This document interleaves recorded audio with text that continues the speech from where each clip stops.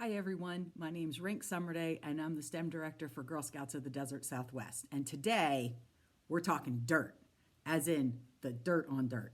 Now, the word dirt has kind of a bad connotation. I mean, how many people would remember when they were little kids, your mom would say, "Don't pick that up, that's dirty." Well, it wasn't dirty, it had germs on it. Dirt itself is awesome. Now you think, yeah, it's the stuff under my feet. I get in trouble when I fall down in it. My clothes get dirty. I understand that. I went through that myself as a kid. However, dirt is more than just what's under your feet. Dirt is a history lesson. It's a geography lesson. It's a social studies lesson. Dirt tells us so many different things throughout history. It's amazing. So it's not just a science thing, it's an everything thing. Now, a lot of scientists will call it soil because they're known as soil scientists. And to tell you the truth, for a long time, I called it soil myself. However, I think dirt has a better sound to it. I mean, it just sounds like, yeah, get out there, learn something, get dirty. You don't go out and say, oh, get soily. You say, get dirty. So we're going to call it dirt. Besides, if you talked about what's the soil on soil, that doesn't make any sense. But if you say what's the dirt on dirt, that holds a world of opportunities. As you can see here, I got 3 different kinds of dirt from 3 different locations, and each one of these tells me something a little bit different. And what we're going to do is we're going to learn about dirt today. We're going to learn what makes up dirt, okay? We're going to learn about where it comes from, different particle sizes. We're going to use some things called a soil sieve. And then the next time we come back together, we are going to actually paint with dirt. I know, right? How exciting. All right, so dirt is made up of 3 particle sizes, right? We look at dirt and we can see that we got all these different kind of particle sizes. Now, some dirt feels kind of gritty, right? You can tell you got some in your shoes, and I don't necessarily mean like little pebbles, but it kind of feels sandy, feels gritty. Well, those particle sizes are called sand, and they can be relatively big. If I put some in my hand, let's see if we can actually show you here. You can kind of see the individual particle sizes. Okay? Some soil is called silt. And silt is medium particle sizes, okay? A little bit finer. And the tiniest particle sizes, you guys already know this, and you don't even know you know this. Think about in art class. What do you play with and it gets all mushy? Yeah, clay. Well, clay is the smallest particle size.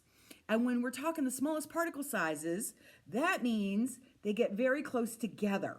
So there's very little space between them. Sand is big particle sizes with big space.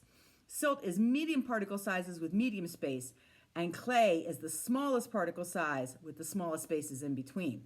Which means when clay gets wet, it gets slimy and mushy and you can mold it. Sand, even though sand gets wet and you can build like a sand castle, it dries out very quickly and it can crumble. So we have some clay that's really, really tiny.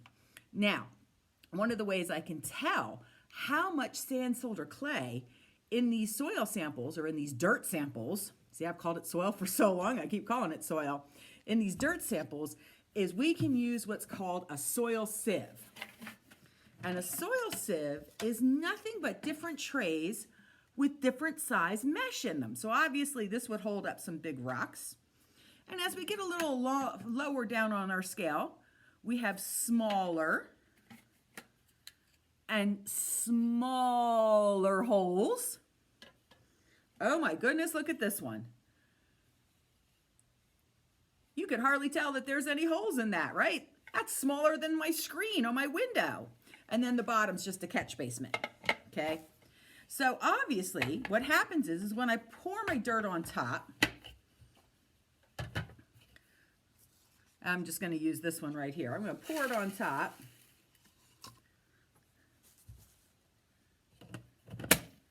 And then what I need to do is one hand on top, one hand on the bottom.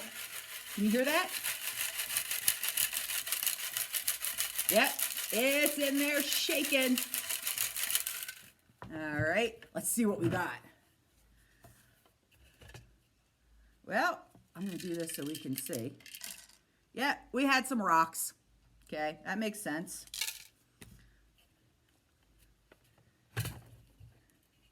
We had a little bit bigger pieces. Some smaller rocks.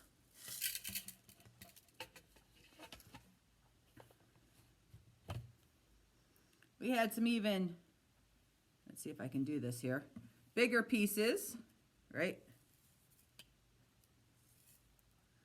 Okay. We're getting into the tiny, tiny, real tiny silt particles. Those would have been sand particles. These are silt particles. Okay, we can see very tiny. Of course, we still have more coming out. I would need to shake this a long time to get it separated. But that'd be kind of boring, me sitting here shaking it and you guys are just sitting at home, right? All right, and then this is the clay.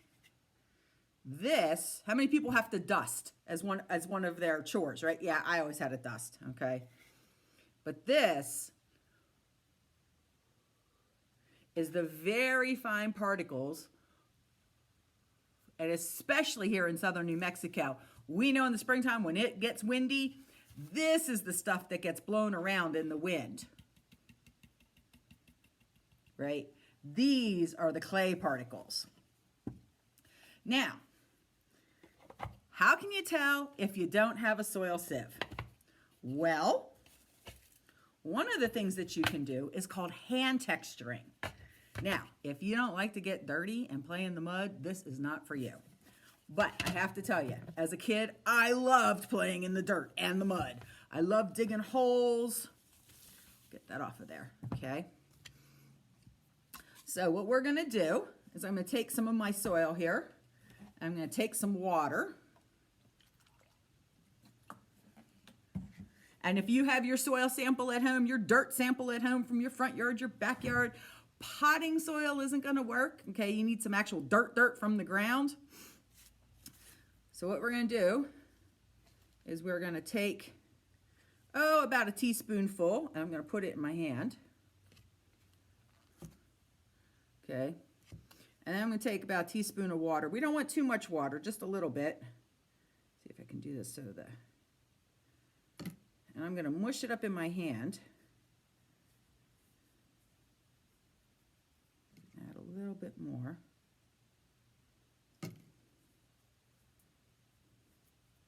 Yeah, so it kind of makes like a ball. So you want to add a little bit of water at a time. You don't want to add too much water because we don't want a mud puddle. Okay. Actually, I think I did add a little too much water. Well, if we added a little too much water, what we can do is just add another little, just kind of a little dusting of some soil. See, this is what I love, getting dirty. All right. And what we're going to do is we're going to take it and we're going to try and make a ribbon out of it. Now, I know when you've worked with Play-Doh, you've done this and you've made like a snake, right? Or a pencil. If we make it flat and round, we call them pancakes. However, or mud pies. I was a great mud pie maker when I was a kid. All right. So what we're going to do is we're going to put it between our thumb and our forefinger and we're going to kind of push it out like this. And what I'm going to try and do is I want to make a ribbon. I want to be gentle, but I don't want to okay, that's what I'm looking for. How long is this ribbon, okay? Now, soil scientists in the field, they hand texture all the time, and they can tell you, the good ones who have been doing it for a long time, they can feel it. Now on this, it feels kind of gritty. You can hear it, okay? They can tell you probably how much percentage of sand is in that soil, or how much percentage of clay is in that soil. So I can see my ribbon here. Wasn't very long, it kind of breaks very easily, right? So I can say that this probably has a pretty high percentage of sand in it. And there is a fabulous website for the U.S. Geological Survey. Imagine that, geology, dirt, right? And I'm gonna show you guys a picture to figure out how much sand, silt, or clay is in that dirt. Okay, so we hand textured that red soil and so it felt kind of sandy, it was gritty, you could kind of hear it. So I'm gonna take some of that little darker soil, dirt and pour some in my hand. Now this is the stuff that you're going to see in a little bit with some water infiltration, and we'll come back to that. All right, so we got my water here. I'm going to pour some into my hand.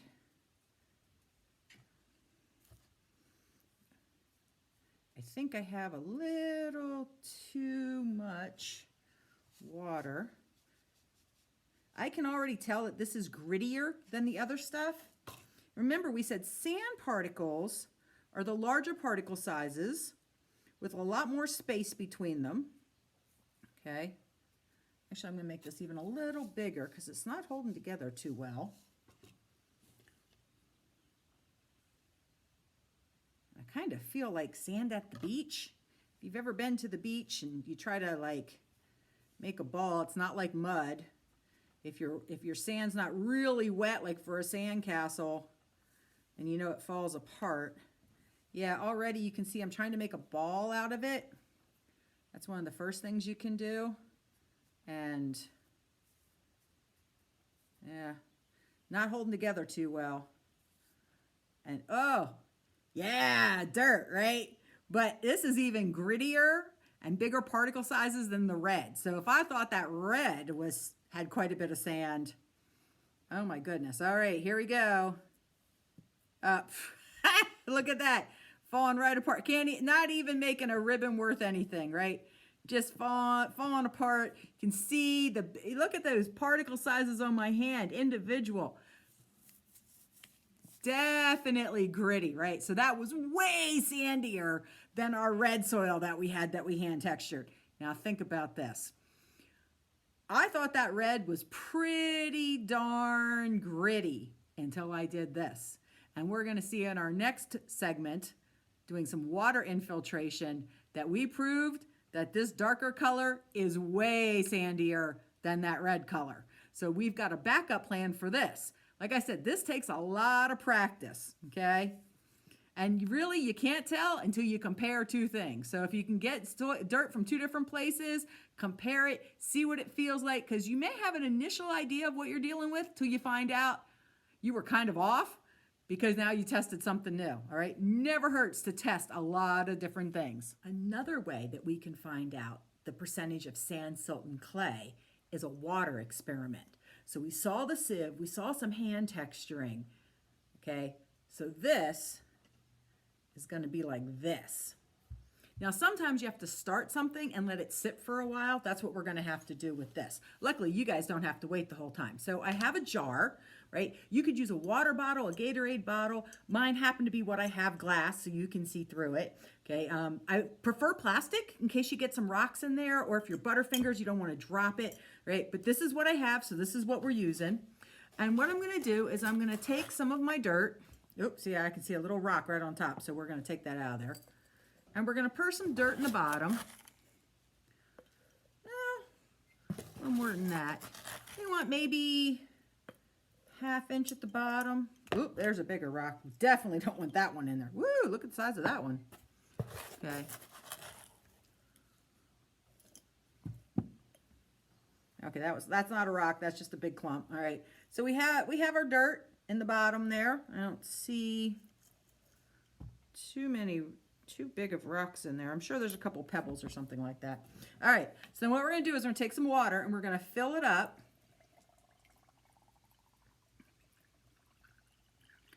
Almost to the top. We're going to put our lid on it. Okay. 2 hands, right? We don't want to drop it, make a mess. Ooh, see this lid? This is not the best jar because we can see it leaking there. So, but that's okay. We're going to shake it up really quick. Get it out all mixed upside down. Ooh, looking like chocolate milk. Yeah. I wouldn't want to drink this. Okay. Notice I'm dripping on top of a towel. Make sure you ask for a container before you do this. Now, you do want it to be clear because what we're going to do is we're going to let this sit. And you're going to be able to see the different layers of the sand, silt, and clay. So I have some really cool time-lapse photography. I started this experiment yesterday and let it sit overnight. And that is coming up for you to see. So you can see here after just 1 minute of sitting, it's starting to get a little clearer at the top. And then down right there about that line, we can see it gets a little bit darker. So within 1 minute, the sand has settled out. And that's all the sand particles down here at the bottom.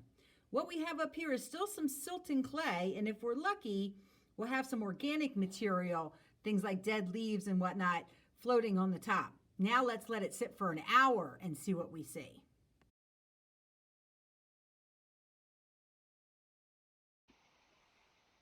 As you can see, you're not going to have to wait a whole hour because we got that awesome time-lapse photography going on.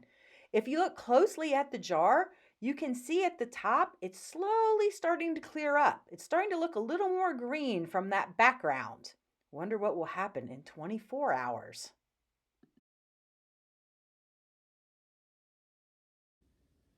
24 hours later, and look at our jar.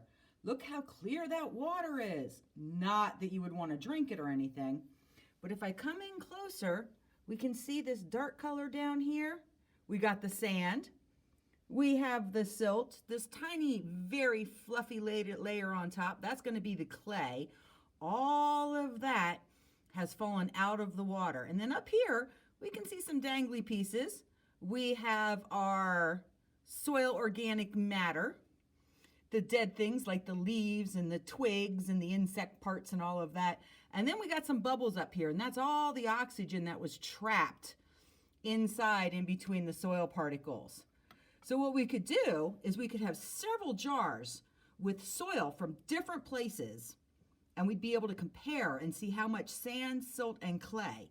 Now I'm pretty amazed, being that this was from the desert, that we only have that much sand and the rest is good and silty soil. Another thing we can do is called water infiltration. So you guys know what water is, right? Infiltration means to get into, to get between. Think about like a spy infiltrates an enemy camp. Well, what we're gonna do is we're gonna try water infiltration with 2 different soil types, okay? We did our texturing.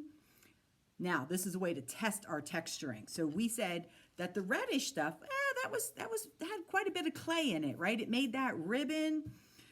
I've got some stuff here that I can feel right away is just sandy and gritty, right? This is some of the stuff that we put through the soil sieve, and most of it wound up on the more of the sand size, more of this one, the sand size or the silt size, okay? So what we're gonna do, now, if you have it, you can use funnels and graduated cylinders and cotton balls and a really cool scientific looking setup. But the thing is, we're at home. We gotta use what we got. So I just got some plastic cups here. They don't have to be clear. I'm using clear so that way you can see what's going on. Coffee filter, okay? Let's do 1 cup here at a time. So I'm gonna take my coffee filter. I'm gonna gently put it in. I'm gonna bend it over like that. Now, I am going to take 1/8 of a cup. 1/8 of a cup only comes up to halfway in there, okay?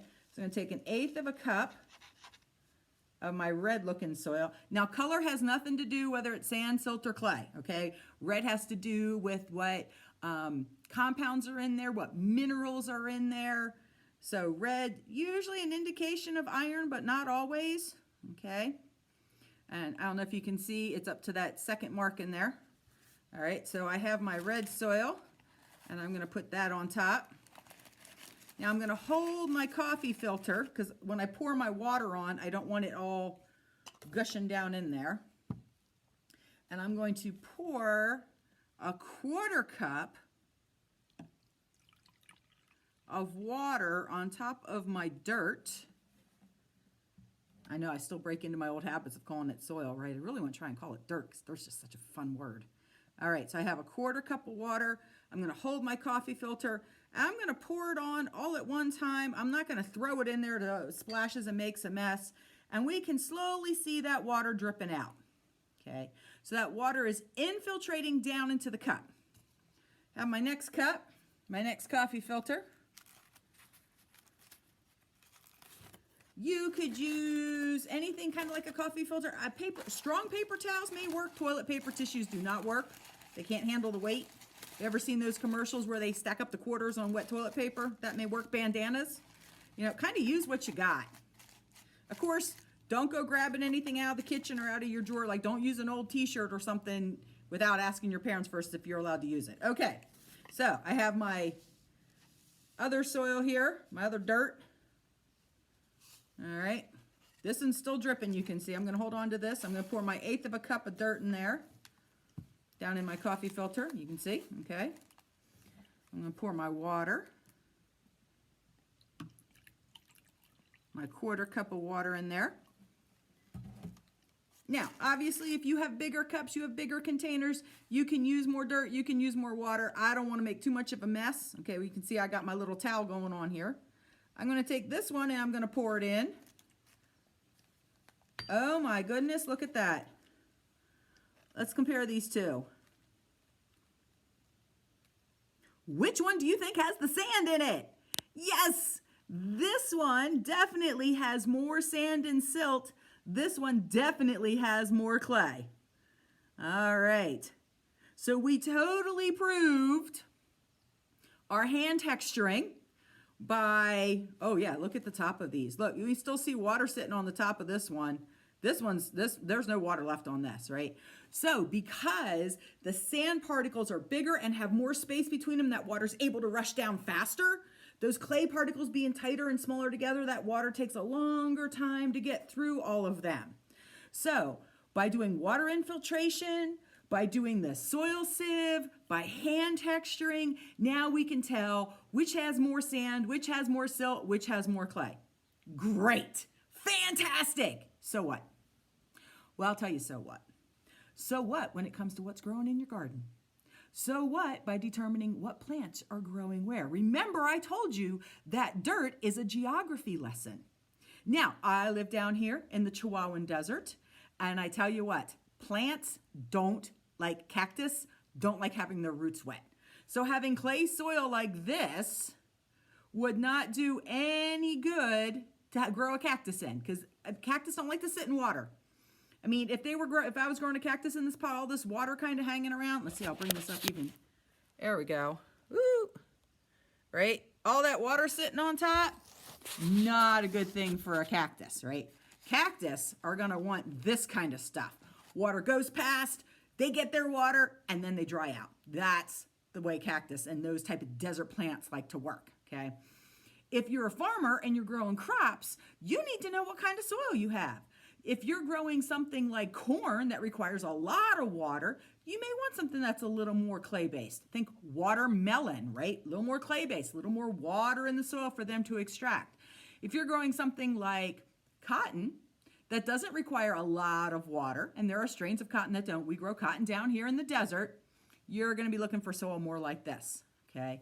So a lot of it has to do with geography of what you're growing, what soil or what dirt type you have, okay? A great place to find more resources about earth, geology, soil, earthquakes is the USGS, United States Geological Survey. Go to usgs.gov and find all kinds of amazing activities that you can do at home. You never know what you're going to learn. For more information about becoming a Girl Scout, please contact us at info@gsdsw.org.